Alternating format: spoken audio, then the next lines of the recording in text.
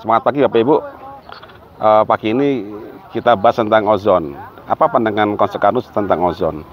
Nah Bapak Ibu, kita pada saat kita melihat suatu hal yang berkaitan dengan tubuh kita atau apapun di alam semesta ini, kita harus tahu tentang apa sih struktur apa yang kita bicarakan itu.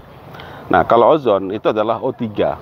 O3 itu adalah 3 molekul oksigen berikatan dan itu tidak stabil. Nanti saya share ya gambar seperti apa. Sedangkan molekul stabil oksigen itu adalah O2. Nah pada saat dia menjadi O3, maka dia akan mencari kestabilan. Sehingga ozon itu adalah suatu oksidator yang sangat kuat, bahkan lebih kuat dari oksigen. Apa tujuannya? Supaya dia bisa menjadi molekul yang lebih seimbang lagi. Nah pada saat kita menggabungkan ozon O3 ketemu dengan suatu zat lain, contoh dalam konteks tubuh kita adalah dengan air, karena pada saat ozon dimasukkan ke tubuh kita maka dia pasti bersentuhan dengan air, maka O3 plus H2O kan menjadi nanti adalah endingnya adalah H2O2 dan oksigen. Nah Bapak Ibu, inilah pentingnya pada saat terjadi H2O2 tadi, maka dia adalah senyawa radikal yang dia akan bisa men-trigger banyak kerusakan, banyak perubahan, baik itu di tingkat molekul bahkan atau di tingkat sel. Nah sekarang pertanyaannya, kenapa kok ada deklarasi Madrid tentang ozon? Nah saya melihat setelah saya baca ya deklarasi ini, itu adalah suatu aturan mengingat tingkat bahaya ozon tersebut. Bahkan saya baca di sini mereka membatasi dengan dosis rendah sekali, sekitar 5 mikrogram sampai 10, mungkin maksimal 60 mikrogram per mililiter itu dosisnya. Kalau saya convert ke ppm, range antara 5 ppm hingga 60 ppm, itu sangat kecil sekali dan itu sudah berefek. Nah lebih dari itu maka terjadi kerusakan. Nah kemudian ini saya baca lagi nih pada deklarasi Madrid ya, ada dia membagi 3 dosis. Ada low dosis, medium dosis, dan high dosis. Coba kita baca yang low dosis.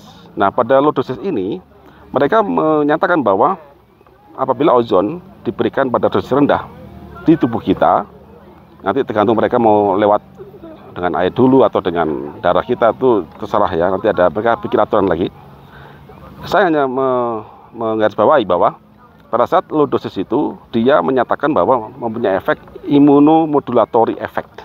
Nah, sekilas kalau Bapak Ibu kurang memaham setelah jeli, ozon ini bisa merangsang sistem imun Anda. Sekarang kita cek, sistem imun itu keluar jika apa sih? Yang jelas jika ada inflamasi kan, atau ada kuman. Nah ada 2, kuman atau inflamasi. Kalau kuman jelas, sistem imun kita melihat jika ada sesuatu protein yang dikenal oleh dia sebagai musuh. Yang kedua, jika ada kerusakan.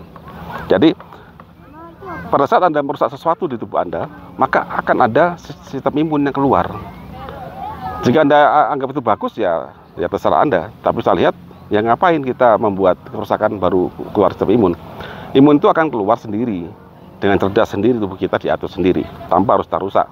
Biarkan dia bekerja secara cerdas dan cerdik ya. Yang kedua, medium dose ya. Dia juga menyatakan dalam deklarasi ini adalah pada medium dose, dia menjadi bisa merangsang ya tetap imunomodulatoris dan menstimulasi antioksidan enzim defense system. Sekali lagi perhatikan betul kata, jangan dipotong sekedar ini untuk menstimulasi antioksidan enzim defense system. Bapak Ibu, antioksidan bawaan tubuh itu, bawaan sel itu poten sekali, namanya superoxide dismutase itu di dalam sel. Jika di luar sel dalam darah Anda itu glutathione, itu enzim bawaan tubuh dan sangat kuat sekali, tidak sembarangan. Jadi gini analoginya, ini aja dalam sehari-hari ya. Jika Anda di rumah negara kita kan ada pemadam kebakaran, apa aja pemadam kebakaran itu adalah antioksidan, itu aja ya. Anda bayangkan kapan PMK itu keluar? Ya jika ada kebakaran, maka Anda buat skema, ayo kita bakar yuk, dikit-dikit yuk, supaya keluar tuh pemadam kebakarannya. Ini analoginya, Anda menggunakan O3 ozon untuk membuat dengan dosis medium, maka akan terjadi oksidasi yang lebih besar, sehingga sistem imun sudah nggak lagi merespon. Jadi dia ini bukan kerjaan lagi imun lagi, Imun tuh kayak polisi. Jadi pada saat Anda kasih low dosis, maka akan keluar sistem imun tuh kayak polisinya. Tapi jika ada kebakaran lebih masif, pada medium dosis, yang keluar bukan lagi imun lagi, ditambah pada pemadam kebakaran. Nah, pemadam kebakaran itu dalam sistem kita itu namanya antioksidan enzim defense system. Dan dia keluar tidak sembarangan. Lalu terus kita ngapain? Kita merangsang antioksidan, kita rusak dulu. Ini pasien yang datang ke Anda itu adalah pasien sudah banyak penyakit, sudah banyak inflamasi. Belum tentu loh pasien itu mampu untuk memproduksi antioksidan tuh, belum tentu loh. Karena antioksidan defense system itu enzimatik. Sekali lagi enzimatik, balik enzimatik. Berarti sel Anda harus bisa mendapatkan asam amino. Jika itu nggak bisa, nothing, ya, malah bahaya. Kemudian high dose, ya, high dose. Nah, high dose ini digunakan untuk mereka yang ada infeksi. Lagi-lagi, berarti ozon itu bukan lagi sekedar membakar, ini membunuh. Memang ditujukan ke kuman-kuman tadi. Itu dosisnya sangat rendah, Pak Ibu. Range 5 mikrogram sampai 60 mikrogram per mililiter, itu konsentrasinya. Kalau saya bahasakan dalam ppm ya, itu 5 ppm sampai 60 ppm, 4 per million, miligram per liter. Jadi sangat poten. Jangan main-main dengan ozon. Nah, Bapak Ibu, terutama jika ada yang autoimun, Anda pakai ozon, imun Anda termodulasi pasti. Karena ya makin parah, karena imun Anda itu nggak perlu Anda rangsang, dia sudah masalah. Ada something wrong di tubuh Anda tidak bisa lagi pakai ozon. Nah, itu pandangan saya. Nah, someday nanti kalau Bapak Ibu ingin berdiskusi lebih lanjut, bisa nanti kita kopi darat, saya tuliskan nanti reaksi kimianya. Apapun yang ada di dunia ini, Pak Ibu, ini adalah dunia ini. Sekarang saya lagi di Gunung Bromo.